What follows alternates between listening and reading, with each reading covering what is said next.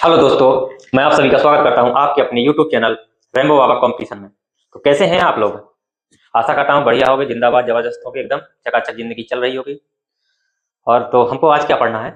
आज हमको पढ़ना है क्या? आज हमको नया टॉपिक पढ़ना है, अध्याय छंद पढ़ना है। क्या करना है? आज हमको छंद स्टार्ट करना है। तो चलिए बिना किसी देरी के हम पढ़ते हैं छंद के बारे में। तो बताइए, छंद हम किसे कहेंगे?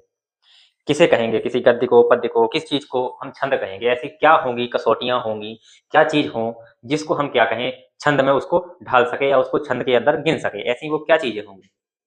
किन चीजों को हम देखेंगे जिसकी उसमें उपस्थिति हो, तो उसको हम क्या मान सकते हैं?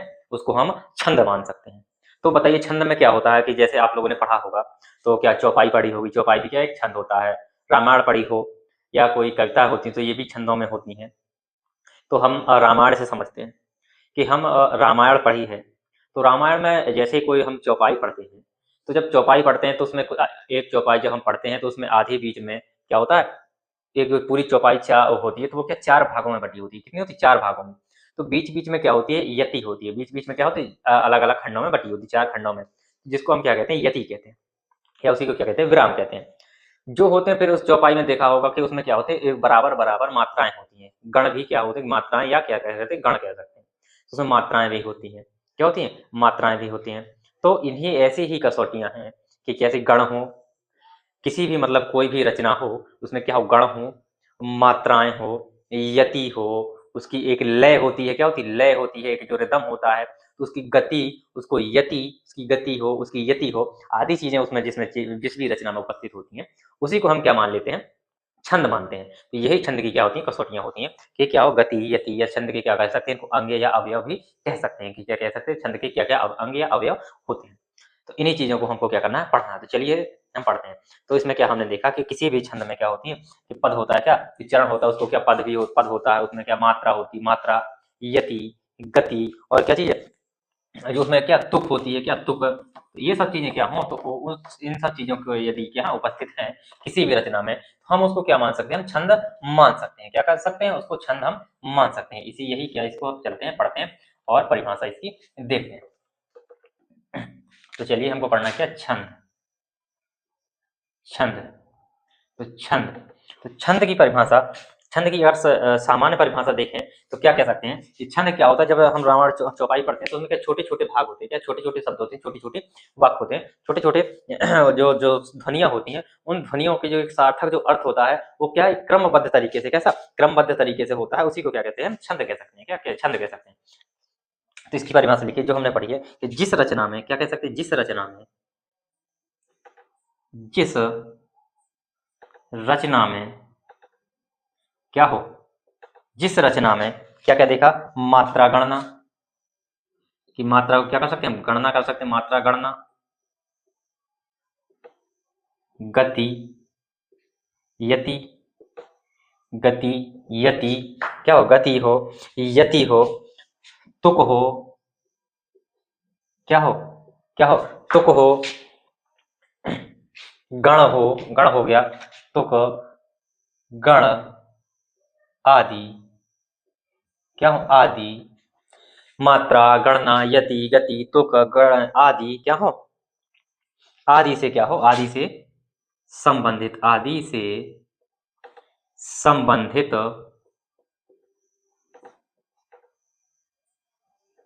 आदि से क्या हो? संबंधित जो सिद्धांत प्राप्त होते हैं। क्या होते हैं? आदि संबंधित सिद्धांत, सिद्धांत क्या होते हैं? प्राप्त होते हैं, उसी को क्या कहते हैं? हम उसे ही हम क्या कहते हैं? छंद कहते हैं। उसे ही क्या कहते हैं? छंद कहते हैं।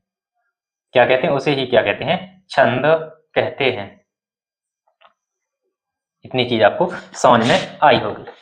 उसे ही क्या कहते हैं? हम छंद कहते हैं। कि किसी भी कोई रचना है, जिस रचना में क्या हमें मात्रा मिल जाए, हम मात्राओं को गिन सकते हैं, उसकी गणना कर सकते हैं, गति मिले, बढ़िया लय मिले, यति भी, उसमें बीच बीच में विराम भी हो, सही एक निश्चित स्थान पर, एक निश्चित जो छंदों की वो है, और तुक भी हो, उसमें गण भी हो, ये सब आदि चीजें क्या हो, तो इन सब चीजों को यदि क्या है, इन सब चीजों से संबंधित जो सिद्धांत है, इनसे मात्रा से संबंधित जो सिद्धांत है, यति गति से संबंधित जो सिद्धांत है, तुक से संबंधित जो सिद्धांत का मतलब क्या है कि गति है तो किस प्रकार से गति होनी चाहिए, यति है तो कहाँ कितने कितने पर क्या होनी चाहिए, यति विराम होना चाहिए, ये सब चीजें क्या होती है, सिद्धांत हैं। तो ये सिद्धांत यदि मिलते हैं तो उसे ही क्या कहते हैं हम, छंद कहते हैं। उसे ही क्या कहते हैं हम, छंद कहते हैं।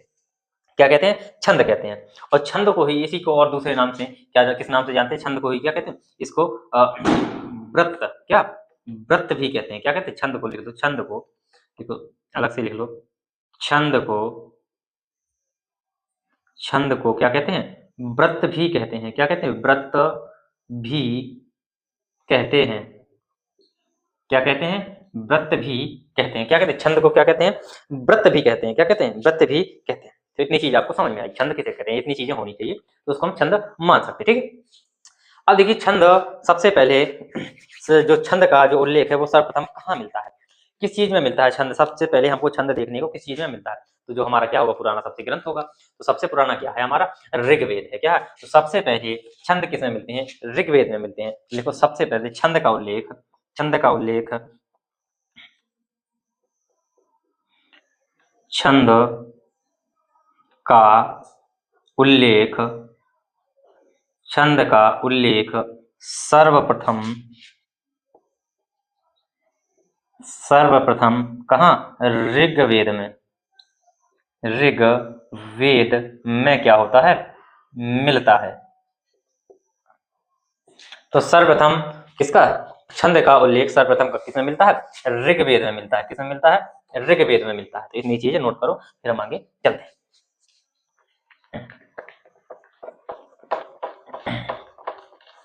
किसमें मिलता है, ऋग्वेद में मिलता है। अब जो छंद है तो इसके जो छंद है, तो छंद क्या होगा, किसी की कोई एक ऐसा होगा, शास्त्र होगा, कोई एक ऐसी चीज होगी जिसमें क्या होगा, छंदों को क्या किया गया होगा, जो छंद के नियम है क्या होंगे, किसी ने तो क्या होंगे, छंद के नियम बनाए होंगे। जैसे कि हम क्या, कोई अर्थशास्त्र होता है, जैसे हमारी क्या इकोनॉमी अर्थशास्त्र हो, ठीक है। तो अर्थशास्त्र का मतलब क्या होता है, जिसमें क्या, जो आर्थिक गतिविधियों संबंधी क्या हो, नियम होते हैं, जो नियमों का संग्रह होता है, उसी को क्या कहते हैं, जिसमें संकलित होते हैं, उन्हीं सारे के सारे नियमों को क्या कहते हैं, उस संकलन को क्या कहते हैं, अर्थशास्त्र कहते हैं। तो इसमें क्या है, जो छंद होगा, तो क्या छंदों के नियम भी होंगे, क्या होंगे, छंदों के नियम होंगे। तो सभी छंदों से संबंधित जिस शास्त्र में क्या होते हैं, या जिस पुस्तक में जो नियम होते हैं, उसको क्या कहते हैं, हम छंद शास्त्र कहते हैं। क्या कहते हैं, छंद शास्त्र। और छंद शास्त्र की सबसे पहले या छंद शास्त्र के प्रणेता किसे माना गया है, तो छंद शास्त्र के प्रणेता किसको कह सकते हैं, छंद शास्त्र के प्रणेता है कौन, पिंगल ऋषि। कौन है, पिंगल ऋषि है। तो चलिए इनको और लिखते हैं, छंद शास्त्र के प्रणेता कौन है, पिंगल ऋषि। और इसी छंद शास्त्र को पिंगल ऋषि के प्रणेता मानने से क्या होता है, इसको छंद शास्त्र को क्या दूसरे नाम से क्या, पिंगल शास्त्र भी कहते हैं। क्या कहते हैं, पिंगल शास्त्र भी कहते हैं। चलो इसको भी लिख लेते हैं कि क्या लिखते हैं, छंद शास्त्र के प्रणेता कौन है, छंद शास्त्र के प्रणेता कौन है, पिंगल ऋषि है। कौन है, पिंगल ऋषि या पिंगल ऋषि। कौन है, पिंगल ऋषि थे। छंद शास्त्र के प्रणेता कौन थे, तो कहेंगे पिंगल ऋषि थे। और छंद शास्त्र का अन्य नाम क्या कहते हैं, तो छंद शास्त्र को क्या, किस नाम से, पिंगल शास्त्र भी कहते हैं। क्या कहते हैं, छंद शास्त्र को, छंद शास्त्र, चंद्र शास्त्र को क्या कहते हैं, पिंगल शास्त्र भी कहते हैं। क्या कहते हैं, पिंगल शास्त्र। क्या कहते हैं, पिंगल शास्त्र भी कहते हैं। क्या कहते हैं, पिंगल शास्त्र भी कहते हैं। इतनी चीजें आप लोग नोट कर सकते हैं। एक और पिंगल शास्त्र भी कहते हैं। अब हम चलते हैं किसकी ओर, अब हम चलते हैं छंद के अंग। क्या, छंद के अंग या छंद के अवयव, इसी को माना जाएगा कि इतनी चीजें हैं तो वो क्या होंगे, उसको हम क्या मान सकते हैं, छंद मान सकते हैं। तो छंद के अवयव या अंग कितने हैं, तो लिखेंगे छंद के, एक पॉइंट और लिखो फिर हम आगे चलते हैं। छंद के अंग या क्या कह सकते हैं, अवयव। छंद के अंग या अवयव कितने हैं, तो कहेंगे भैया 7 है। कितने हैं? छंद के अंग या अवयव कितने हैं? 7 हैं। 7 ऐसी कसौटियां हैं जो क्या हो, यदि किसी रचना में उपस्थित है तो उसको हम क्या मान सकते हैं? छंद मान सकते हैं। किसी छंद के अंदर उसको क्या कर सकते हैं? हम रख सकते हैं। तो अब हम चलते हैं, देखते हैं कि ये 7 चीजें क्या क्या हैं। ये 7 चीजें क्या क्या हैं, इसको नोट करिए, फिर हम आगे चलते हैं। चलिए अब हम नोट करते हैं इन 7 चीजों को, फिर हम एक एक करके क्या करेंगे, सभी को क्या करेंगे? पढ़ेंगे, एक एक करके हम समझेंगे।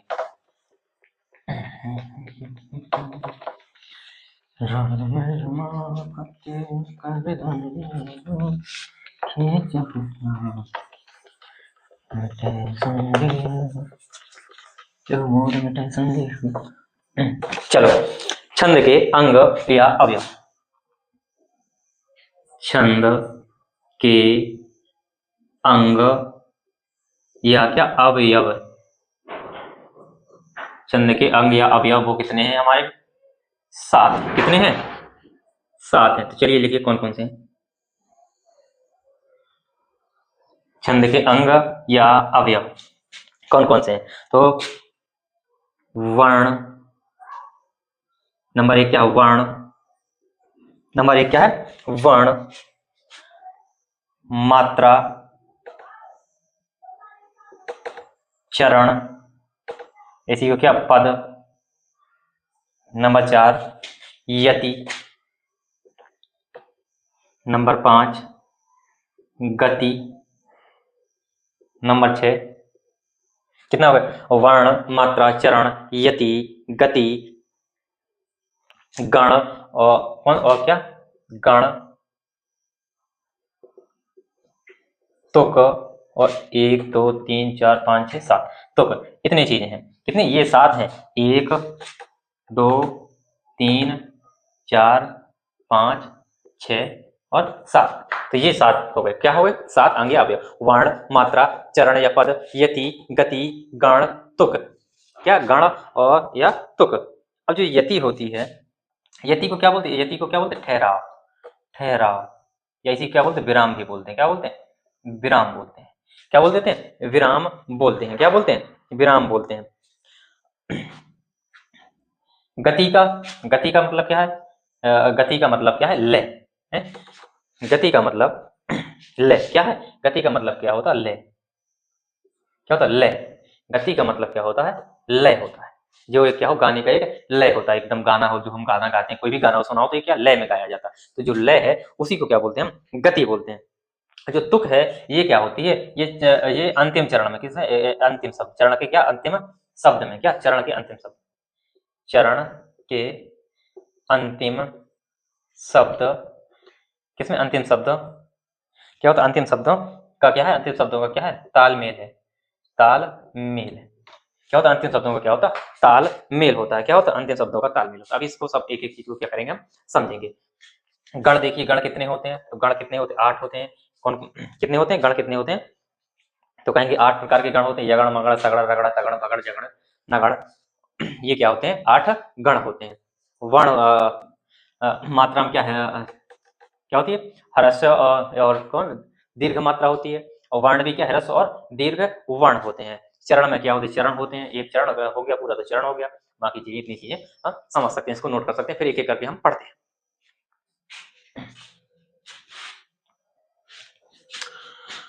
नोट कर सकते हैं, फिर हम क्या करते हैं? एक एक चीज को पढ़ते हैं। तो चलिए अब एक एक चीज को उठाते हैं और क्या करते हैं? पढ़ते हैं। वर्ण को उठाइए। पहला नंबर क्या है? वर्ण। तो वर्ण को उठाइए, वर्ण को हम क्या करते हैं? पढ़ते हैं।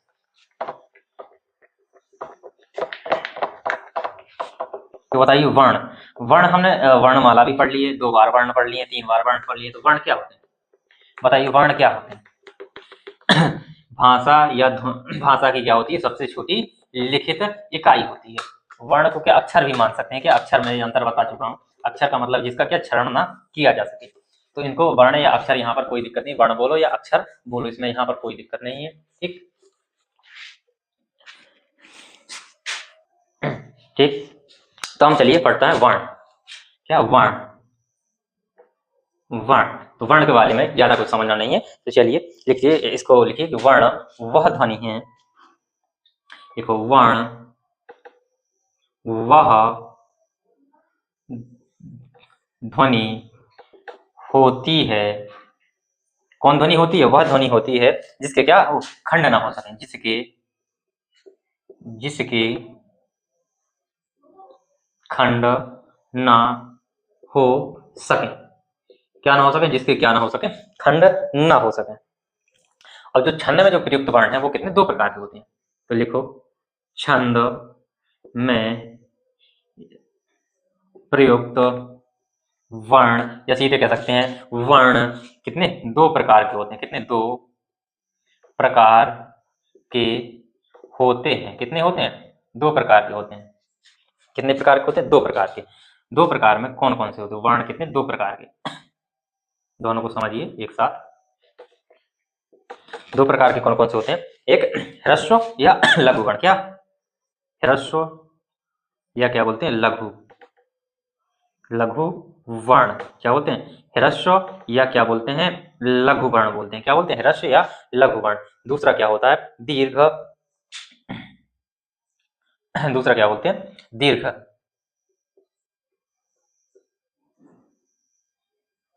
दीर्घ या क्या बोलते हैं? दूसरे को दीर्घ या क्या बोलते हैं? गुरु। क्या बोलते हैं? गुरु। जब चौपाई या दोहा कहीं लिखा देखा हो तो कई जगह क्या गुरु लिखा होगा? गुरु वर्ण। क्या होता है? गुरु वर्ण। तो जो ह्रस्व वर्ण होते हैं ये कौन कौन से होते हैं? ये वर्ण में हमने पढ़ा कि छोटे क्या होते हैं? छोटा आ, छोटी ई, छोटा ऊ और री। ये क्या होते हैं? ये होते हैं हमारे क्या होते हैं? ये ह्रस्व होते हैं। क्या होते हैं? ह्रस्व होते हैं। क्या होते हैं? ह्रस्व होते हैं। ह्रस्व वर्ण होते हैं। और जो दीर्घ वर्ण होते हैं वो कौन कौन से होते हैं?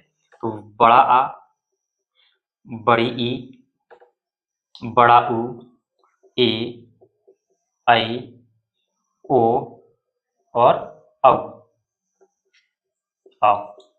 ये क्या होते हैं? दीर्घ होते हैं। ये क्या होते हैं? दीर्घ। नीचे दिख रहा है तो अभी काम चल जाएगा। हाँ दिख रहा है अभी तो काम चल जाएगा। तो क्या होता है? ये दीर्घ होते हैं। अब जो ह्रस्व होते हैं, अब इनको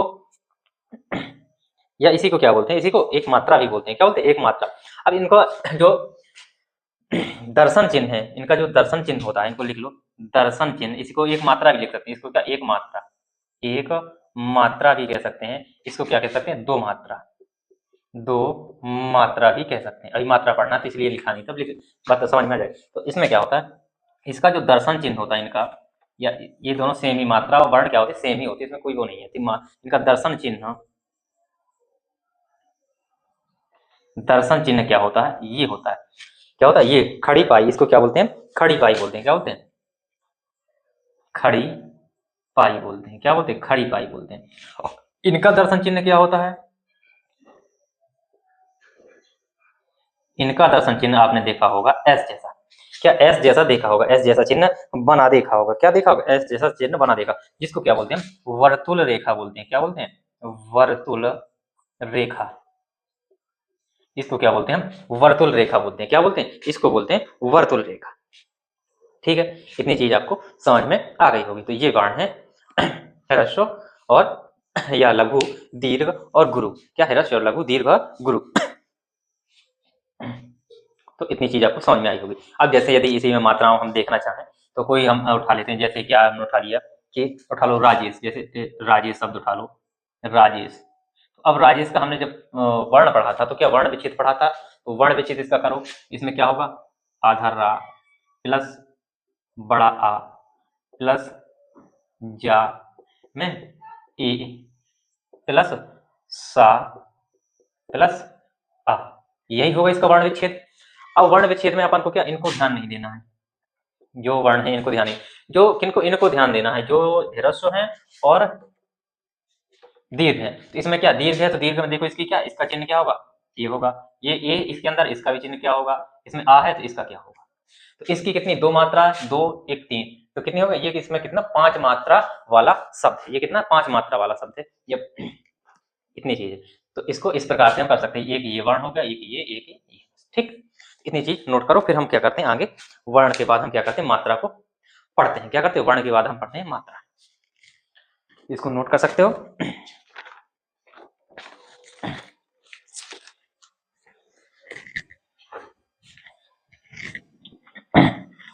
वर्ण के बाद हम पढ़ते हैं मात्रा। नोट कर लो, फिर चलते हैं।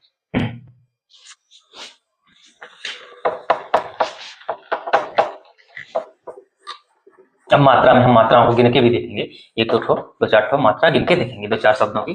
तो चलिए अब पढ़ते हैं मात्रा कि इसमें क्या मात्राओं का ही खेल होगा। ये कितने मात्रिक ये छंद है, छंद में क्या मात्राएं ही गिनी जाती हैं, छंद में क्या गिनी जाती है, मात्राएं ही गिनी जाती हैं। तो चलिए हम मात्राओं को गिनेंगे भी, और फिर मात्राओं को गिनने का अलग से उसकी क्या करेंगे, जो नियम है उसको क्या करेंगे, हम अलग से उस नियम को सबको पढ़ेंगे कि किसमें कब क्या कैसी मात्राएं होती हैं, कब कितनी मात्राएं गिनी जाती है। ठीक, उसको क्या करेंगे हम अलग से उसको पढ़ रहे हैं। इसको पहले पढ़ लेते हैं कुछ थोड़ा, क्या पढ़ना है, मात्रा पढ़ना है, मात्रा। ठीक, तो मात्रा का क्या है, मात्रा का मतलब क्या, उच्चारण। वर्णों के उच्चारण में लगने वाला समय जो होगा उसी को क्या कहते हैं, हम मात्रा कहते हैं। क्या कहते हैं, वर्णों में के उच्चारण में लगने वाले समय को क्या कहते हैं, हम मात्रा कहते हैं। चलिए लिखिए, वर्णों के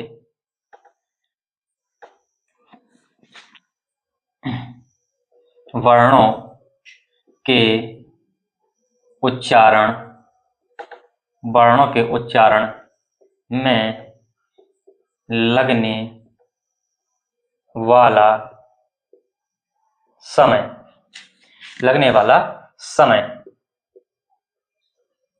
क्या होता है, लगने वाला समय क्या कहलाता है, मात्रा कहलाता है, मात्रा कहलाता है। क्या कहते हैं उसको, मात्रा कहते हैं, या क्या कहते हैं, वर्णों के उच्चारण में लगने वाले समय को क्या कहते हैं, मात्रा कहते हैं। मात्रा भी कितनी होती है, दो प्रकार की होती है, जो वर्ण थे उसी प्रकार मात्राएं भी, मात्राएं भी कितनी, दो प्रकार की होती हैं, दो प्रकार की होती हैं, वही होती हैं क्या, ह्रस्व लघु, या क्या बोलते हैं इसको भी, दो प्रकार की होती है, तो इसको भी लिख लेंगे दो भागों में बांट के। इसी को क्या बोलते हैं, एक मात्रिक, एक मात्रिक, या इसी को क्या बोलते हैं, ह्रस्व या क्या लघु,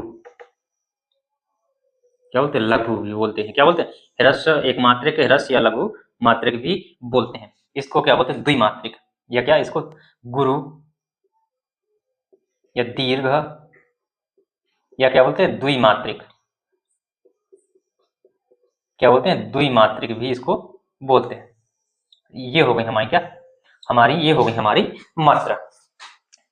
तो अब इसमें भी एक मात्रिक में इसमें भी वही आएगी क्या, छोटा आ, छोटी ई, छोटा आ, छोटी ई, छोटा ऊ और री, री।